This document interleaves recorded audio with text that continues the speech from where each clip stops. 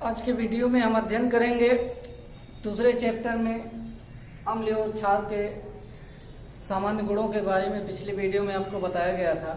अब इसके बाद सिलेबस में आगे आप सूचक के बारे में अध्ययन करेंगे कि सूचक क्या है, इंडिकेटर क्या है, यानी सूचक किस पदार्थ को कहते हैं। तो सूचक ऐसे पदार्थ कहलाते हैं या ऐसे पदार्थ होते हैं जो किसी भी विलयन के अम्लीय या क्षारीय या उदासीन, यानी कि विलयन कैसा है, किस प्रकार का है, वो अम्लीय प्रकृति वाला विलयन है या क्षारीय प्रकृति वाला विलयन है, उसके बारे में सूचना प्रदान करता है और इसी को हम सूचक कहते हैं। सूचक की विशेषता होती है कि वो रंग परिवर्तन के द्वारा, यानी अम्लीय विलयन में जब आप सूचक को डालते हैं या सूचक मिलाया जाता है, अम्लीय विलयन में उसका रंग अलग हो जाता है और क्षारीय विलयन में उसका रंग अलग हो जाता है।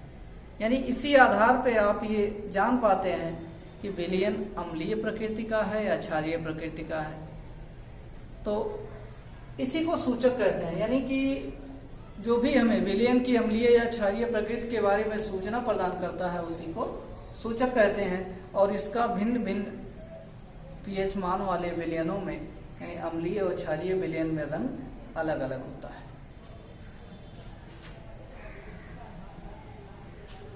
यानी कि सूचक वे पदार्थ हैं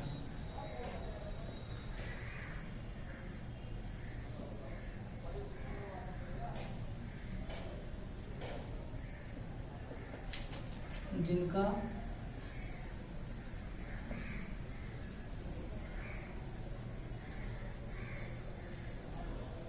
अम्लीय एवं क्षारीय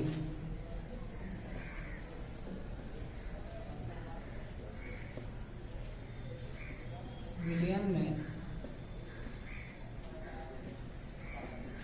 रंग अलग अलग होता है।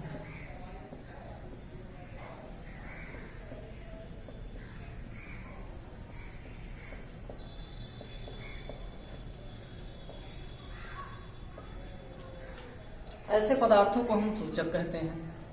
सूचक तीन प्रकार के होते हैं।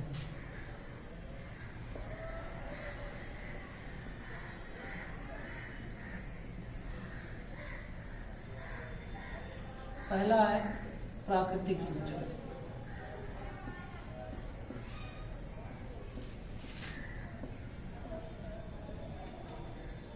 प्राकृतिक सूचक। दूसरा है कृत्रिम या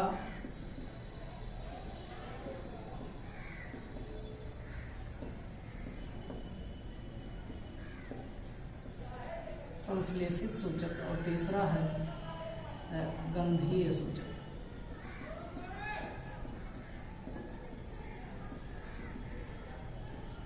तीन प्रकार के सूचक होते हैं: प्राकृतिक सूचक, कृत्रिम या संश्लेषित सूचक और गंधीय सूचक। अब ये किस प्रकार के होते हैं? जैसे प्राकृतिक सूचक, नाम से ही आप स्पष्ट हो जाते होंगे कि ऐसे सूचक जो प्रकृति में पाए जाते हैं उनको हम प्राकृतिक सूचक कहते हैं।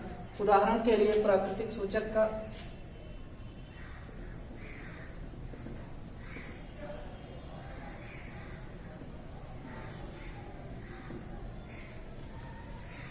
यानी कि ये प्रकृति में प्राकृतिक रूप से पाए जाते हैं, इनको मनुष्य को, यानी मनुष्य इनका निर्माण नहीं करता है। इसके उदाहरण है लिटमस।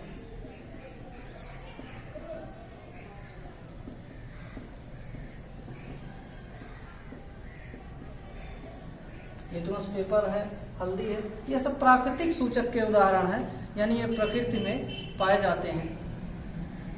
अब किस आधार पर इनका अम्लीय विलयन और क्षारीय विलयन में रंग अलग अलग होता है? क्योंकि सूचक की परिभाषा में आपको बताया गया कि सूचक ऐसे पदार्थों को कहते हैं जो अम्लीय विलयन में कोई एक रंग प्रदर्शित करते हैं और क्षारीय विलयन में दूसरा रंग प्रदर्शित करते हैं। तो लिटमस पेपर का और हल्दी का किस प्रकार से? लिटमस पेपर भी एक लाइकेन नामक पौधे से प्राप्त किया जाता है, एक प्राकृतिक सूचक है। और हल्दी तो आप लोग जानते ही हैं। तो मान लिया लिटमस पेपर है,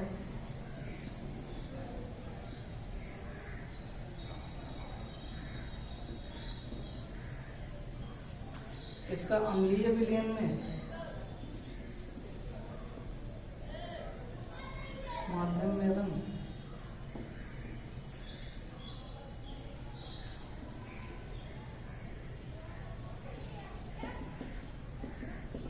क्षारीय माध्यम में।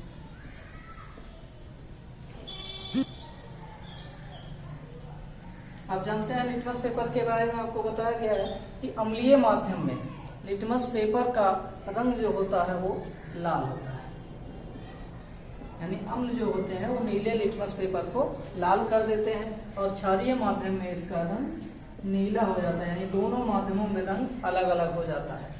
इसी प्रकार से हल्दी है, इसका अम्लीय माध्यम में या उदासीन माध्यम में रंग होता है वो पीला होता है। अम्लीय माध्यम में हल्दी जो सूचक की तरह प्रयोग किया जाता है, इसका रंग पीला होता है, उदासीन माध्यम में भी पीला होता है, और इसमें जो होता है वो लाल होता है या रेड ब्राउन, लाल या भूरा लाल।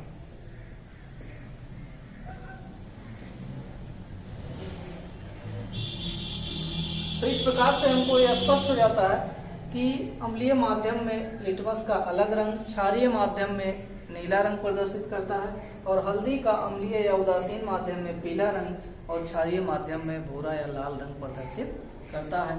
तो ये प्राकृतिक सूचक के अंतर्गत आते हैं।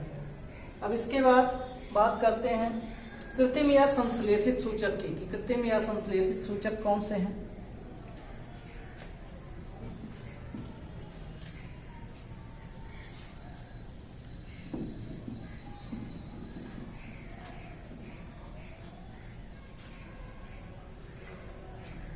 अब इसके बाद बात करते हैं संश्लेषित या कृत्रिम सूचक। संश्लेषित या कृत्रिम सूचक ऐसे सूचक होते हैं जो प्रयोगशाला में तैयार किए जाते हैं, यानी ये प्रकृति में नहीं पाए जाते, इनको प्रयोगशाला में तैयार किया जाता है। तो कृत्रिम या संश्लेषित सूचक कौन कौन से हैं?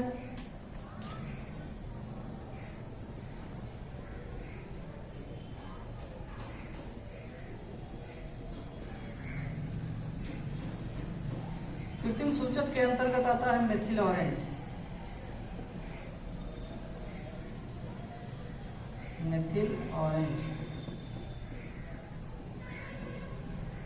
फिनोफ्थेलीन,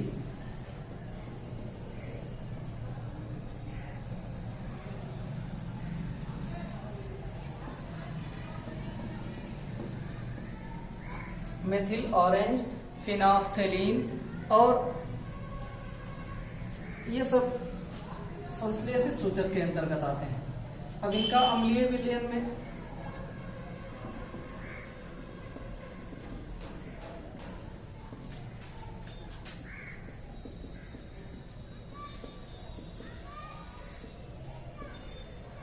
यानी किस प्रकार से ये रंग परिवर्तन करते हैं, अम्लीय माध्यम में कौन सा रंग होता है, क्षारीय माध्यम में कौन सा रंग होता है इनका। तो मेथिल ऑरेंज जो होता है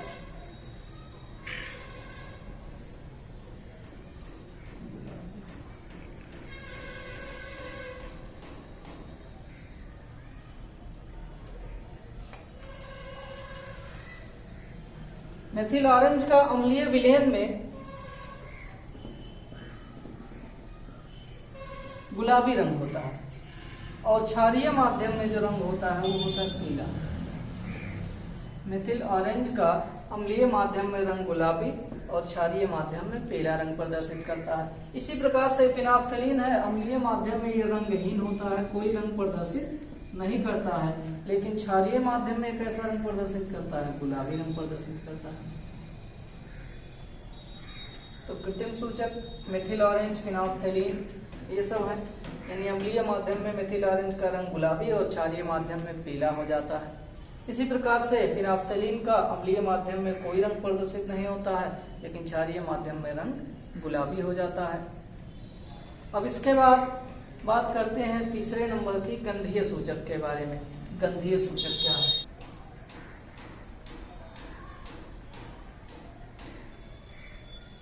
सूचक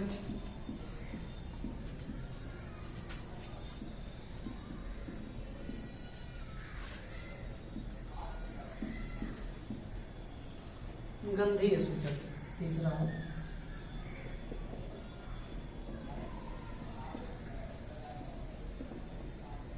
गंधीय सूचक का पता हम गंध के आधार पर लगाते हैं कि अम्लीय माध्यम में उसकी गंध किस प्रकार की होती है और क्षारीय माध्यम में उसकी गंध किस प्रकार की होती है। तो गंधीय सूचक के अंतर्गत आते हैं प्याज,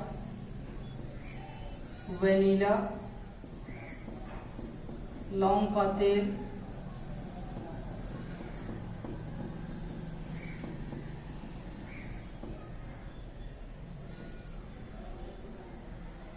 प्याज, वेनिला और लौंग का तेल, ये इसके अंतर्गत आते हैं।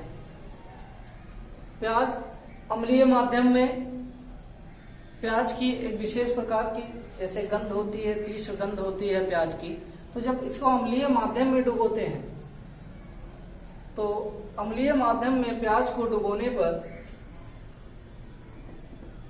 इसकी विशेष गंध होती है।